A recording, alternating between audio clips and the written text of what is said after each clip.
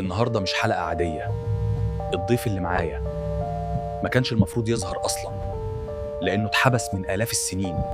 أنا مش ضيف ولا حاجة اتجابت هنا. أنا كنت موجود قبل ما المكان ده يتبني أصلاً. طب أنت بتقول إنك كنت موجود قبل كل ده، يعني أنت كنت بتخدم مين بالظبط؟ أنا ما كنتش بخدم حد، أنا كنت باخد الأرواح وأسلمها لحد ما قررت أحتفظ بيها لنفسي. أنت بتقول إنك احتفظت بالأرواح، يعني إيه؟ يعني الناس دي اختفت ولا أنت بقيت مكانهم؟ لا، هم ما اختفوش، هم لسه موجودين بس مش في مكان. أنا بقيت مكانهم وهم بقوا جوايا. استنى بس، أنت كده بتقول إن أي حد ممكن يتحط مكانه؟